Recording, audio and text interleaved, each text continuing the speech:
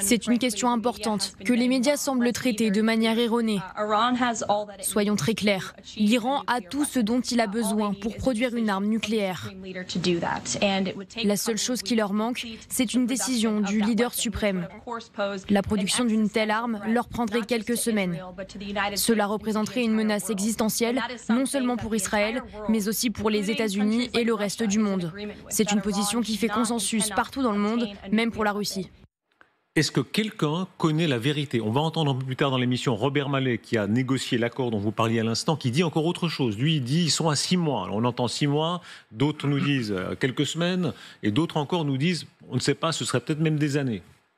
Oui, là, la porte-parole de la Maison-Blanche, comme d'habitude, raconte n'importe quoi et ne tient pas compte de ce que dit la CIA. Donc, moi, je ne suis pas expert et je ne suis pas allé voir les Iraniens. Que dit la CIA? Mais la CIA disait qu'ils étaient à entre 6 mois et 1 an du breakout, c'est-à-dire non seulement la capacité de faire une explosion nucléaire, mais de la mettre sur un missile et de l'envoyer à 2000 km. C'est ça, la weaponisation, comme on dit. Et a priori, ils n'y étaient pas tout à fait encore. Donc là, et là surtout, Tulsi Gabbard, hier ou avant-hier, a dit ils ne sont pas là, et Trump a dit elle dit n'importe quoi. Celle qu'il lui-même a nommée comme conseiller renseignement. Et Trump a dit je m'en fiche. Donc de toute façon, à la Maison-Blanche, personne ne sait rien. Et la question n'est pas de ce qu'on sait ou ce qu'on croit.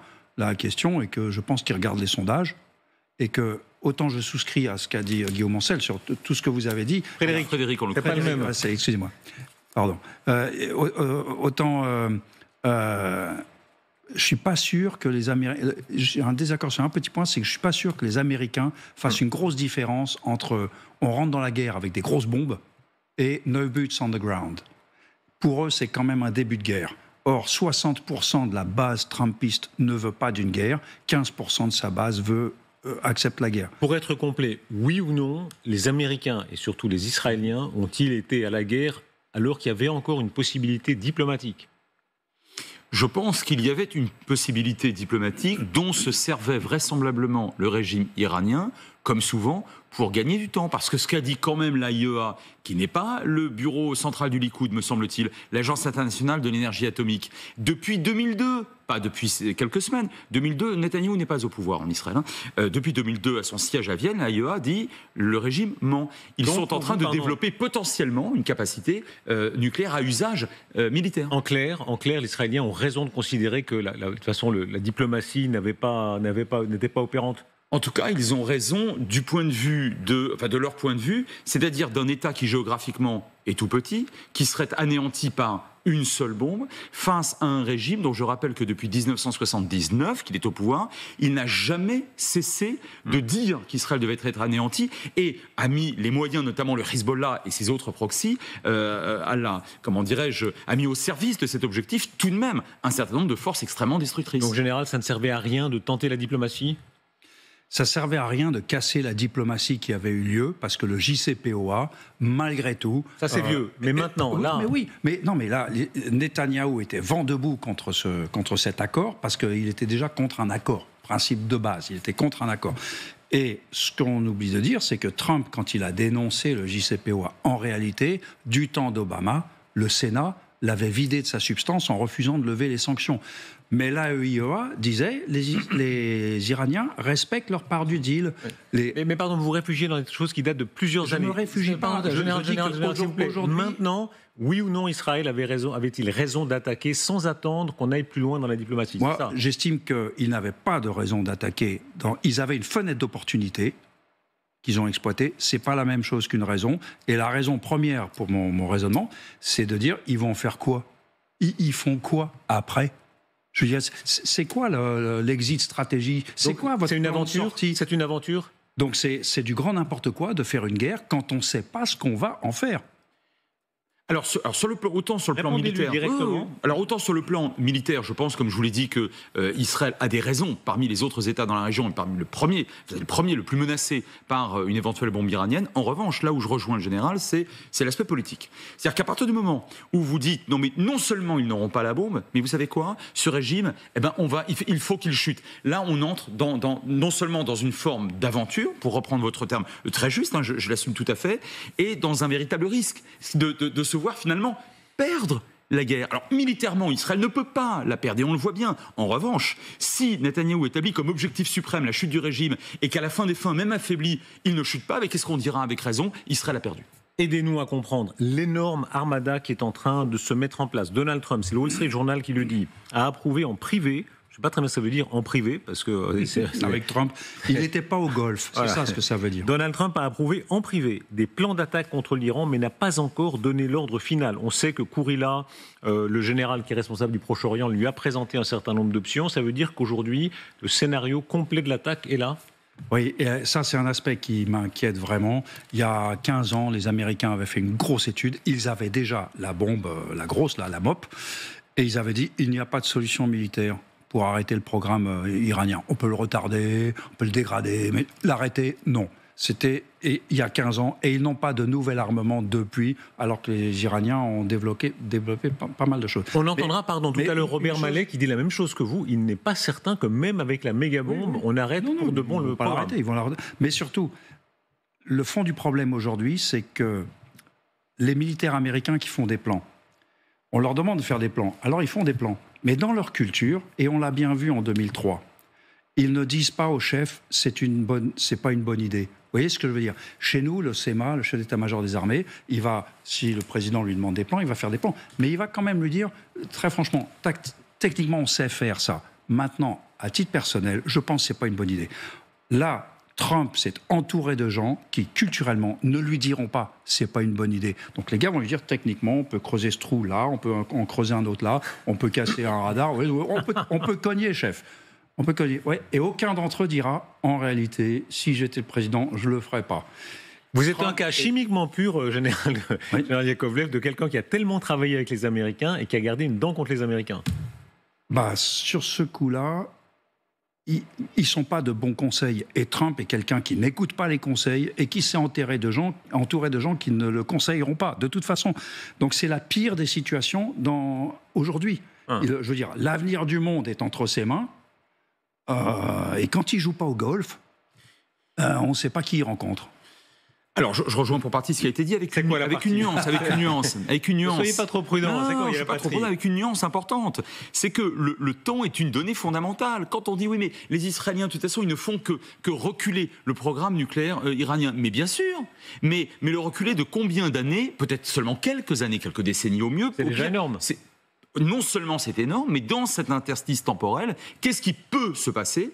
La chute du régime via les Iraniens eux-mêmes, d'une part. D'autre part, potentiellement, l'accession d'Israël à un nouveau dispositif antibalistique, notamment à base de laser. Donc, qui serait encore beaucoup plus efficace que celui qui prévaut aujourd'hui. Par conséquent, gagner du temps n'est pas une aberration stratégique. Allons dans le vif du sujet avec l'ampleur de l'armada. Vous avez vu comme vous répondez avec beaucoup de... Il n'ose pas vous affronte pas frontalement. Hein. Il fait attention quand même. Je suis tout à fait d'accord. Je ne suis pas en désaccord du tout. C'est très vrai ce qu'il dit. Regardez les images de l'USS Ford. Il y a d'abord, c'est énorme, on va voir tout à l'heure la carte, il y a les hommes, les avions et les groupes aéronavals. D'abord, regarde, cette image, elle dit tout, la puissance. Expliquez-nous cette image, c'est-à-dire on croit d'abord qu'un porte-avions, c'est juste un porte-avions. C'est beaucoup plus que ça, général. C'est un système d'armes complet, c'est un système de systèmes, parce qu'il est au milieu de frégates, de sous-marins nucléaires qui assurent sa protection. Donc à la fois, c'est un instrument de puissance, parce qu'il vous rapproche, il rapproche vos moyens de frappe, de surveillance, etc., de l'adversaire. On crée une frontière, comme on dit, quand on n'en avait pas au départ. Et en même temps, il y a une vraie vulnérabilité à un porte-avions. Et dans les espaces restreints du Golfe Persique, c'est moyen moins. Et les Iraniens ont développé des capacités navales qui sont si les Américains frappent les Iraniens, on va voir si les Iraniens ont développé le même niveau que les Ukrainiens en guerre navale. Et ce jour-là, dans une mer fermée comme le Golfe Persique, ça va piquer les yeux à beaucoup de gens. Passons par la carte parce qu'il y a la carte qui montre l'ampleur de l'armada. Alors, le Ford, c'est celui qu'on vient de voir, il est là-bas, tout en haut à gauche, dans la mer Méditerranée. Il est en train de se rapprocher des côtes israéliennes. Les deux autres porte-avions qu'on va voir, c'est le Carl Wilson et le Nimitz, qui sont en chemin. Ouais. Non, mais c'est magnifique, c'est beaucoup d'avions. Les Américains ont un vrai problème de protéger leurs propres installations, en fait. Si jamais ils frappent l'Iran, les Iraniens risquent de se venger sur toutes leurs installations, à Al-Udeid, Manama, etc. Et voilà. Donc, et les Israéliens n'ont pas des munitions pour entretenir cette guerre plus de quelques semaines, semble-t-il. Est-ce que ça veut dire un moment où ça va s'arrêter? L'effort, cet énorme effort qu'on voit là, c'est d'abord pour se protéger eux-mêmes, pour être prêts au contre-feu iranien? Puis c'est aussi pour intimider les Iraniens, c'est aussi pour rassurer les Israéliens. Il y a la gesticulation derrière. Et c'est pour démontrer une crédibilité dont beaucoup d'observateurs, très paresseusement ces dernières années, considéraient qu'elle était entamée au Moyen-Orient. Je n'ai jamais cessé de dire et d'écrire, y compris à votre micro, cher Darius Rochebin, que la seule vraie puissance politico-militaire considérable qui demeurait au Moyen-Orient, c'était évidemment les États-Unis. Et pendant des années, on m'a parlé du pivot vers l'Indo-Pacifique, qui n'est pas faux, depuis au moins Obama. Mais on voit bien que dès qu'il y a une crise, et on l'a vu d'ailleurs au lendemain du 7 octobre, qu'il y a une crise importante, ce sont les Américains qui prédominent. Les Chinois ne montrent pas le bout de leur nez, bien évidemment, même à partir de Djibouti. Quant aux Russes, alors écoutez, là je parle sous votre contrôle, en mer Noire, ils ont déjà démontré leur fabuleuse capacité à être absolument ridicules. Et aujourd'hui, ils sont englués en Ukraine. Et j'ajoute un dernier point, il n'y a pas, contrairement à ce que disent beaucoup d'observateurs paresseux qui galvaudent les termes géopolitiques, il n'y a pas d'alliance militaire entre l'Iran et un autre État, ni avec la Russie, ni avec la Chine. L'Iran est seul. L'Iran est seul. Et face à cet Iran seul, quand on voit ce deuxième porte-avions, ici c'est le Nimitz, scénario de guerre, par exemple, qu'est-ce qui se passe pour le Nimitz, qu'est-ce qui se passe pour le Ford si demain Trump dit on y va? Ils vont faire leur boulot habituel de porte-avions. ils vont traiter un certain nombre de cibles, etc. Mais dans l'esprit de Netanyahou, qui est en train d'embarquer Trump dans cette guerre, il n'y a qu'une seule arme qui l'intéresse, c'est la MOP. C'est tiré par le B-2 qui décollera a priori de Diego Garcia. C'est pas d'un porte-avions, si vous voulez. Donc les porte-avions feront des cibles, aideront les Israéliens à faire les cibles des Israéliens, si j'ose dire. Repassons par la carte pour comprendre ce que vous dites, c'est-à-dire on voit en bas la base de Diego Garcia, qui se trouve extrêmement loin, je crois que c'est 3500 km, c'est ça, au milieu du Pacifique. En réalité, le plan dominant, l'hypothèse dominante, c'est que Trump dise allez-y et que des bombardiers partent de Diego Garcia, c'est ça? Alors, les bombardiers avec cette bombe de 14 tonnes qui creuse des trous de 60 mètres de profondeur et qui donc pourrait percer les défenses de Fordo et Natanz. C'est ça que Netanyahou veut. Le reste, il sait le faire. C'est les mêmes avions que le Nimitz. C'est juste que les 3 porte-avions américains, ça doit être l'équivalent de la force aérienne israélienne fois 1,5, un truc comme ça, en gros. Donc ça double l'effectif, si j'ose dire, si jamais il y avait une participation pleine et entière à une guerre au-dessus de l'Iran. La logique américaine, elle est très impressionnante de la surpuissance. C'est-à-dire que hier, ça a frappé beaucoup de généraux qui étaient présents. Autant les Européens, ils essayent de se mettre à peu près à niveau.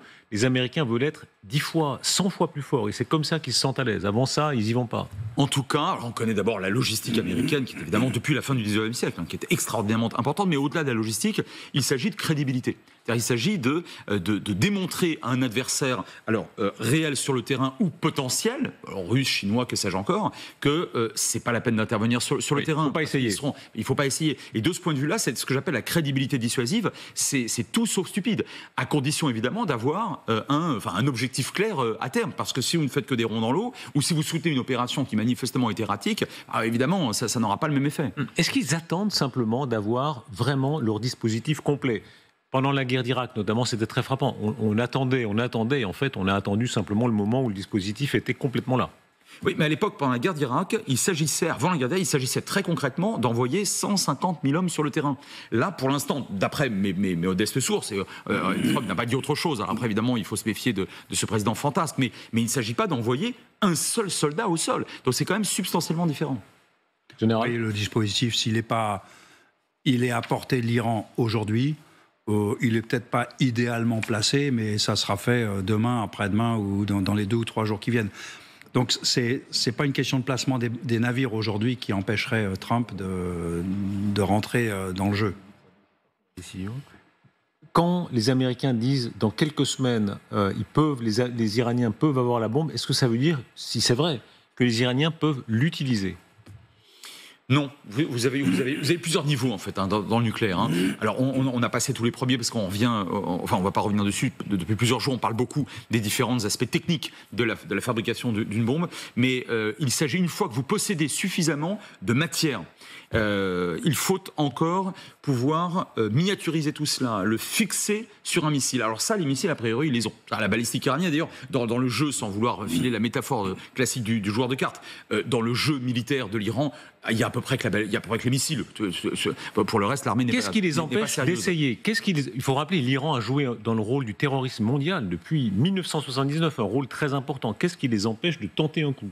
Non, ils peuvent. Ils étaient, à mon avis, en train de tenter le plus rapidement possible d'accéder à la bombe, pas forcément d'utiliser. Mais le problème de la dissuasion, c'est toujours le même, c'est qu'une fois que vous l'avez et qu'en face vous avez des pays manifestement potentiellement menacés, c'est trop tard. Donc vous avez acquis une véritable puissance potentiellement totalement destructrice. Maintenant, vous parlez du terrorisme. Moi, je pense que perdu pour perdu, si cette guerre l'est vraiment, et à condition évidemment que ce régime soit encore en place, eh bien, il va utiliser ce qu'il fait assez bien depuis 1979, c'est-à-dire du terrorisme. Alors, à base de kidnapping, ça peut être des diplomates, on l'a vu déjà il y a très très longtemps, ça peut être de simples touristes, ça peut être des Israéliens, mais également des Juifs non israéliens, ça peut être des Occidentaux, ça peut être des Américains et pas nécessairement des Européens. Bref, là, il y a encore une capacité de nuisance qui est importante et peut-être une autre capacité de nuisance, alors plus militaire. Vous avez parlé, à mon avis, à juste titre, mon général, du Golfe et de ce rail maritime extrêmement étroit. Perdu pour perdu, le régime pourrait propulser des centaines de Zodiac et de vieilles coques avec des terroristes à l'intérieur pour tenter de faire exploser à peu près tout supertanker et tout méthanier qui passerait par là. Donc là, oui, dans votre mobilette, Darius, vous mettez de l'essence beaucoup plus chère. Sans doute pendant quelques jours, peut-être quelques semaines, pas forcément davantage. Vous voyez qu'aujourd'hui, finalement, les prix du pétrole ne s'emballent pas autant que ça. Je rappelle qu'en 85-86, lors de la guerre Iran-Irak, c'était au moment où chacun des co-belligérants frappait les bateaux de l'autre qu'on avait connu un contre-choc pétrolier avec un baril à $10. Donc tout ça n'est pas mécanique. Mais le terrorisme, l'Iran sait faire et il pourra effectivement, éventuellement, multiplier des actes de terrorisme. Quand Emmanuel Macron dit qu'il y a le risque du chaos, c'est le mot qu'il a utilisé. Si on veut le changement de régime par la force, on risque le chaos. Est-ce que c'est un début de chaos, ce que vient de décrire ici Frédéric ? Absolument. Et on est dans le chaos. Là, on y est déjà. Et les changements de régime, c'est jamais arrivé. C'est aussi con que ça. C'est jamais arrivé par voie aérienne. Je veux dire, Kadhafi, c'est parce qu'il y avait une armée à terre. L'Irak, les Américains ça a bien aidé. Allés. Ça a bien aidé. Les bombardements occidentaux ont bien aidé à faire tomber Kadhafi. Il y a pas d'exemple historique de changement de régime uniquement par voie aérienne. On a essayé avec Hitler. Pendant 3 ans, on a déversé 8,5 millions de tonnes de produits chimiques sur l'Allemagne. Et il était encore aux affaires jusqu'au 26 avril ou 24 avril, je ne sais plus. Bref. On peut admettre, pardon. Essayons alors, quitte à faire des comparaisons. C'est jamais arrivé. Milosevic l'a servi. On peut considérer, disons que même si ça n'a pas été immédiat, les bombardements de l'OTAN ont beaucoup contribué à la fin à faire tomber Milosevic. Ça se discute comme thèse. Ça se discute. Et Milosevic c'était une forme de démocratie, la Serbie. Il était un peu usé par le pouvoir. Il avait un gros échec à se reprocher. Donc, ça nous amène dans un long sujet. Mais tout ça pour dire, il n'y a jusqu'à présent jamais eu de cas de changement de régime uniquement par voie aérienne. Netanyahou a l'air d'y croire. Bon, moi, j'y crois pas. Maintenant, si jamais il réussit et que là, dans 5 jours, on a des grandes manifestations à Téhéran et le régime des mollahs tombe. Et dans 3 semaines, on a une démocratie jeffersonienne à la Suisse. Vous ne semblez pas y croire. En Iran. Ce jour-là, je serais très heureux et je dirais, je me suis trompé complètement et je félicite Netanyahou d'avoir eu raison. Vous y croyez ? Voilà. Mais j'y crois pas. J'y crois pas. Maintenant, je suis pas très bon pour prédire l'avenir. Donc bon. Ça peut, comme vous l'avez dit, aider des frappes aériennes, d'autant plus lorsque on n'assiste pas seulement à ça. Il vous aura pas échappé, vous l'avez rappelé tout à l'heure, et Camille Grand le rappelait tout à l'heure, que toute une série de personnalités politiques et militaires, dont certaines éminentes, très très importantes, sont frappées systématiquement à un rythme pratiquement quotidien. C'est-à-dire que là, on a une désorganisation. Ils sont tués. Donc là, on a une désorganisation, une tentative de désorganisation de la tête d'un régime dont on sait par ailleurs qu'il est détesté par une grande partie de la population. Là où je vous rejoins, c'est que par définition, on ne connaît pas l'avenir, on ne sait pas le niveau de détermination et la nature de l'expression de cette population exaspérée. Il n'est pas sûr que dans les fourgons ou sous les bombes de l'étranger, ces gens-là souhaitent vraiment faire tomber ce régime. Surtout, moi, la seule chose aujourd'hui qui me pose problème, c'est que je ne vois pas un leadership alternatif déjà assumé, sauf le fils du Shah. Le fils du Shah d'Iran qui a fait des discours très intéressants, d'ailleurs, ces derniers jours, qui est prêt à prendre et qui appelle la population à se soulever. C'est la seule alternative crédible. Je ne sais pas quel est son niveau de représentativité sur le terrain dans la population, mais effectivement, les prochaines semaines le diront.